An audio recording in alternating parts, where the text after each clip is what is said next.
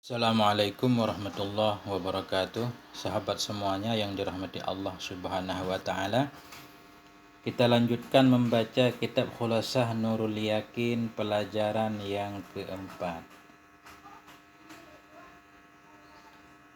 Bismillahirrahmanirrahim. Wafatu ummihi wa hadanatuhu. Bermula pelajaran yang keempat itu wafat ibunya Nabi alaihi salatu wasalam dan pengasuhnya Nabi. Hadanah pengasuh, penjaga. 1. Tuwfiyat ummuhu sallallahu alaihi wa alihi wasallam wa huwa fis sadisati min umrihi wa hiya raja'atun minal Madinah. Telah diwafatkan akan ibunda Nabi sallallahu alaihi wa alihi wasallam wa huwa, dan bermula dianya Nabi itu pada yang keenam min umrihi, dari umurnya Nabi. Jadi ketika ibunda Nabi wafat, meninggal dunia, Nabi kita berumur 6 tahun. Wahya raji'atun minal Madinah, dan bermula dianya ibu ketika meninggal itu raji'atun, kembali dari Madinah. Nah, jadi meninggal pas ibu Nabi kembali dari Madinah menuju Mekah. Dalam perjalanan ibunda Nabi sakit dan meninggal. 2. Waqad zahaba ilal Madinati li ziyarati qabri abiha wa ma'aha jadduhu Abdul Muttalib. Dan sungguh telah pergi ianya Nabi ke Madinah li ziyarati, untuk menziarahi kubur bapaknya Nabi, wa ma'aha, dan bersama ibunya Nabi itu jadduhu, ada kakeknya Nabi. Siapa nama kakek Nabi? Abdul Muttalib. Jadi ceritanya waqad zahaba, sungguh pergi ya Nabi ke Madinah. Nabi berangkat ke Madinah bersama ibunda untuk menziarahi kubur bapak beliau, karena kubur bapak beliau Abdullah kemarin dikuburkan di Madinah. Wa ma'aha, dan bersamanya ibu itu ada jadduhu, kakeknya Nabi Abdul Muttalib, ikut juga dalam rombongan Abdul Muttalib. Ada juga pendapat yang menyatakan yang ikut bersama Nabi dan ibu Nabi ketika itu yaitu Ummu Aiman. Ini satu di bawah garis. Waqila kana ma'aha Ummu Aiman, dan dikatakan orang adalah bersamanya ibu Nabi itu Ummu Aiman. Wahiyya allati raji'at birrasul ila Makkah, dan dialah Ummu Aiman itulah yang kembali bersama Nabi nanti ke Mekah sesudah penguburan ibunda Nabi. Lanjut. Waqad dufinat bil abwa, dan sungguh telah dikuburkan akan dianya ibu Nabi bil abwa, di Abwa. Wahya, dan dianya Abwa itu qaryatun baina Makkah wal Madinah, satu desa yang berada di antara Mekah dan Madinah. Jadi begitu ibunda Nabi sakit dan meninggal di satu desa namanya Abwa, langsung beliau dikuburkan di situ. Jadi Abwa itu satu desa yang berada di antara Mekah dan Madinah.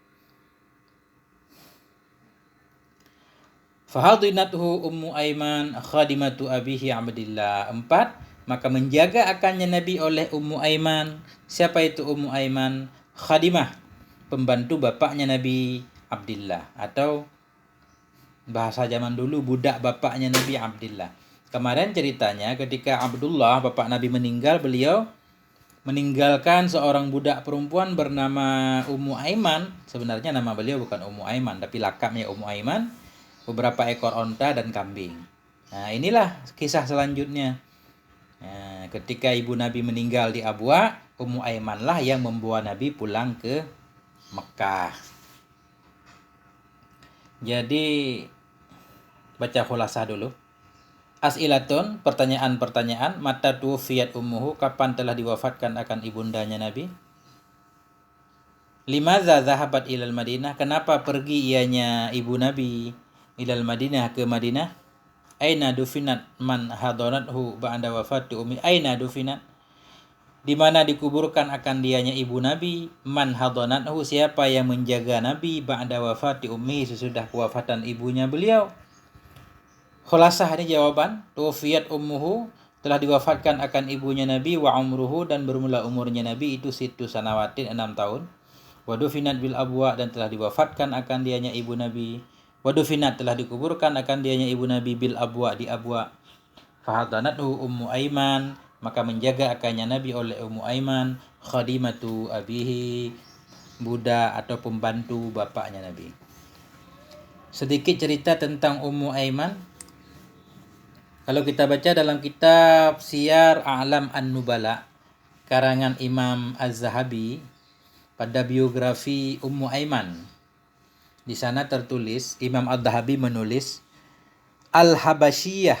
Jadi Ummu Aiman ini seorang dari Habasyi Ethiopia. Orang Ethiopia, Maulatu Rasulillah sallallahu alaihi wasallam, di sana tertulis begitu. Beliau itu maula atau pembantu Nabi bisa dibilang, yang Nabi wariskan dari bapak beliau atau dari ibu beliau sesudah ibu beliau meninggal. Sekaligus Ummu Aiman ini yaitu hadinatuhu, penjaganya Nabi. Warasahu min abihi, Nabi mendapatkan Ummu Aiman ini dari bapak beliau. Summa a'taqaha indama tadzawwaja bi Khadijah. Di sana tertulis kemudian Nabi memerdekakan Ummu Aiman sesudah Nabi menikahi dengan Khadijah. Dalam kitab Siyar A'lam An-Nubala halaman 224. Jadi Ummu Aiman ini wakanat minal muhajiratil awal. Ummu Aiman termasuk orang-orang yang melakukan hijrah ke Madinah pada golongan pertama. Bahkan dalam riwayat yang lain menyatakan, ini bukan dalam Siyar A'lam An-Nubala, dalam kitab lain. Saya lupa namanya. Jadi Ummu Aiman ini termasuk orang-orang yang masuk Islam pada gelombang pertama. Yang masuk Islam pada gelombang pertama yaitu sesudah Khadijah, sesudah Ali bin Abi Thalib. Nah, kemudian beliau juga masuk Islam langsung. Juga ada yang menyatakan beliau pernah hijrah 2 kali. Pernah juga hijrah ke Habasyah ketika ada perintah dari Nabi untuk berhijrah ke Habasyah. Juga beliau berhijrah ke Madinah. Nama Ummu Aiman Barakah. Dalam kitab Siyar A'lam An-Nubala tertulis ismuha Barkah. Nama Ummu Aiman itu Barkah. Enggak disebutkan di sini Barkah binti siapa. Saya juga pernah baca di tempat lain, nama beliau katanya Barkah bin Sa'labah. Ya, Barkah anaknya Sa'labah. Dalam Siyar A'lam Nubala tertulis ismuha Barkah, nama beliau itu Barkah. Waqad tadzawwajaha Ubaid bin Haris. Dan Ummu Aiman ini pernah menikah dengan Ubaid bin Haris Al-Khazraj. Kemudian beliau itu memiliki seorang anak namanya Aiman. Dan Aiman ini juga Muslim. Aiman berhijrah dan ikut berjuang bersama Nabi, syahid dalam perang Hunain. Kemudian Ummu Aiman ini menikah kembali dengan Zaid bin Harisah. Zaid bin Harisah. Kemudian beliau punya anak bernama Usamah bin Zaid. Begitu cerita singkat tentang Ummu Aiman. Banyak kisah-kisah selanjutnya tentang Ummu Aiman, bagaimana perjalanan beliau ketika melakukan hijrah jalan kaki dari Mekah ke Madinah dan lain-lain. Nanti bisa dibaca sendiri.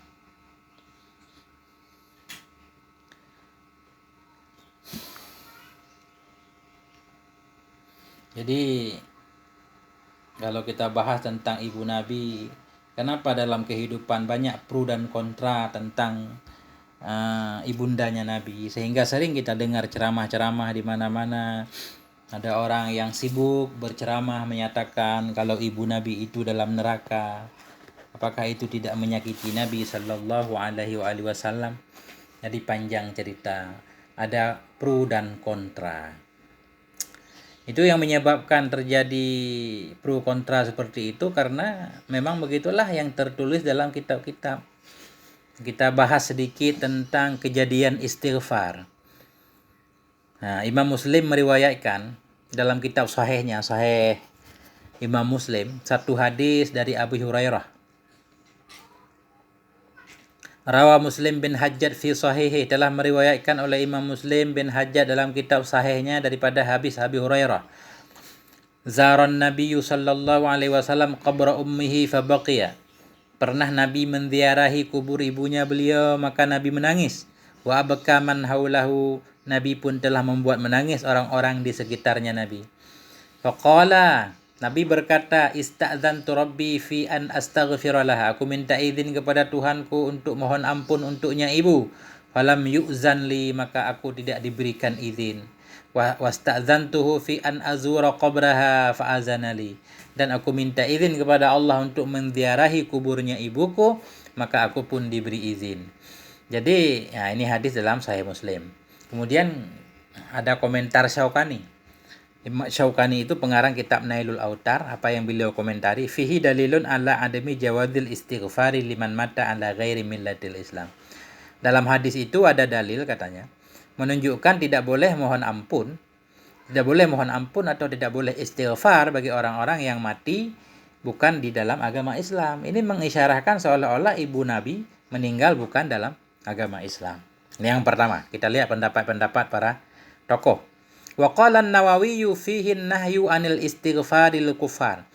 Kemudian Imam Nawawi ketika mengomentari hadis ini dalam syarah Sahih Muslim, Imam Nawawi mengatakan fihin nahyu. Dalam hadis itu menunjukkan ada larangan daripada mohon ampun kepada orang kafir. Ini lagi-lagi menunjukkan seolah-olah ibu Nabi itu meninggal dalam keadaan bukan Islam.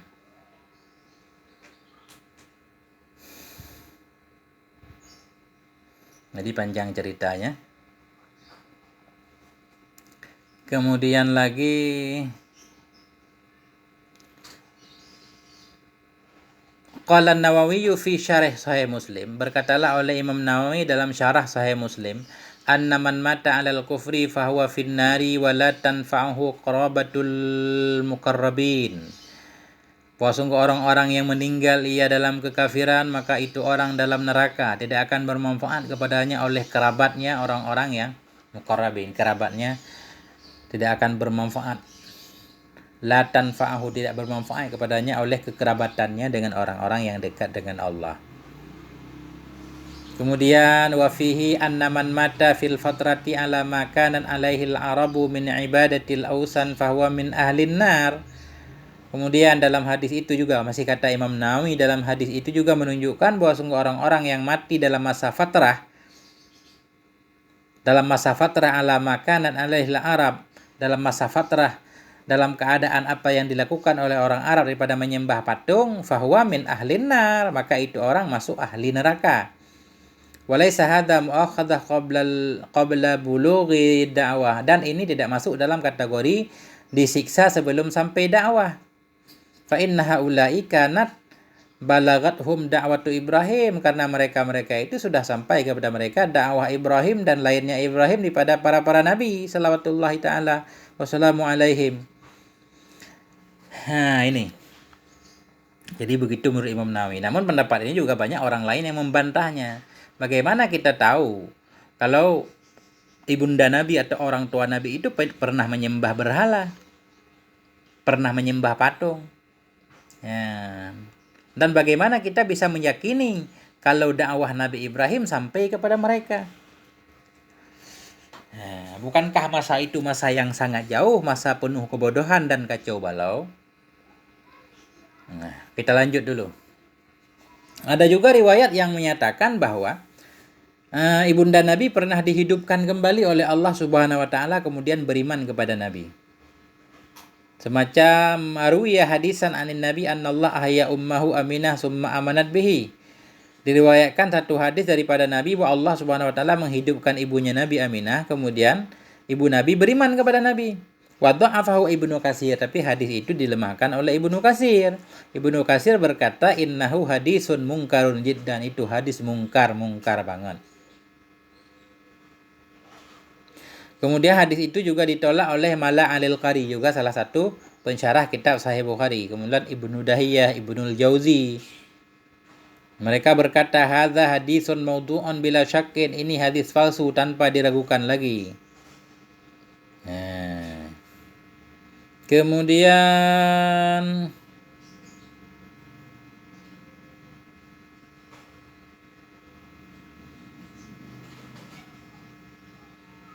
panjang sih.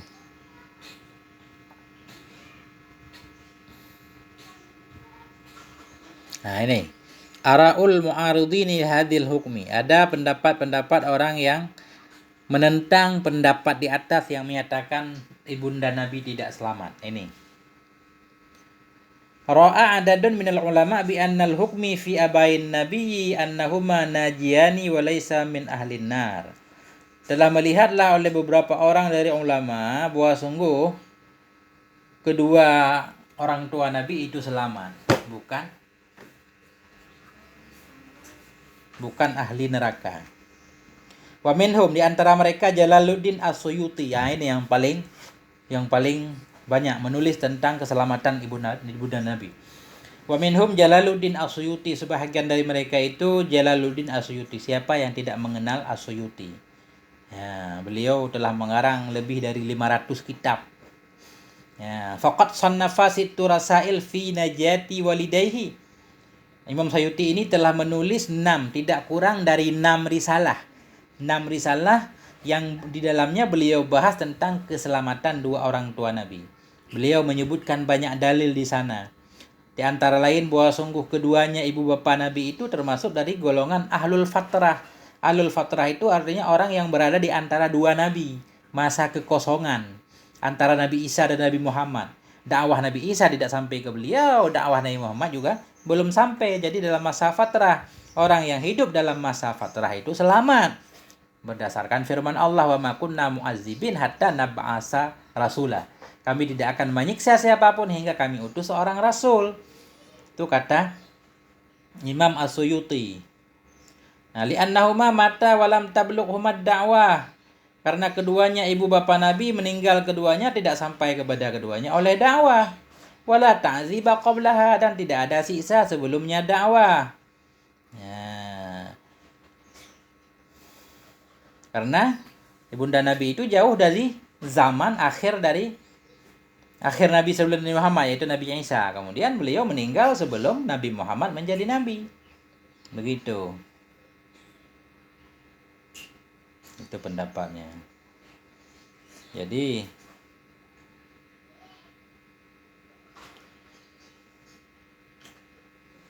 kurang kelihatan.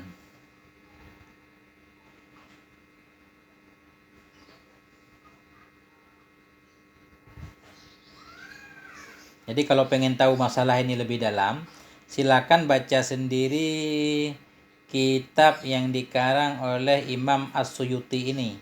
Mudah ada di internet kalau di-download, salah satu namanya yaitu Masalikul Hanfa fin Najati Abawain Nabil Mustafa. Nah, ini pernah juga dibahas oleh Habib Rizik. Saya pernah mendengarnya. Kemudian banyak kitab-kitabnya.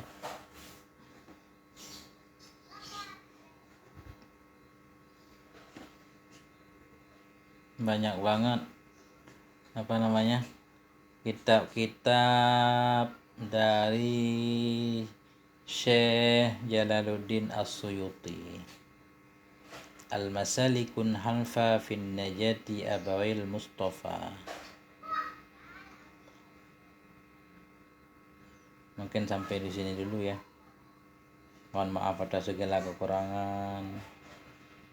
Kita perlu kaji lebih lanjut tentang pandangan-pandangan para ulama. Jangan sampai kita terjerumus ke dalam hal yang bisa menyakiti Nabi. Orang dibilang orang tua kita aja di neraka kita marah, apalagi menyatakan orang tua Nabi. Adapun hadis-hadis yang menyatakan ketika seseorang datang kepada Nabi bertanya, di mana bapakku? Nabi menyatakan bapakku dan bapakmu dalam neraka. Itu hadis masih kontroversi, masih terus dibahas oleh para ulama. Jadi kita jangan gegabah. Apalagi ada segolongan orang kemana-mana ceramah, judul ceramahnya hanya untuk menyakiti Nabi. Menyatakan bahwa ibu Nabi dalam neraka. Na'udzubillah. Summa na'udzubillah. Akhir kalam, mohon maaf atas segala kekurangan. Wassalamualaikum warahmatullahi wabarakatuh.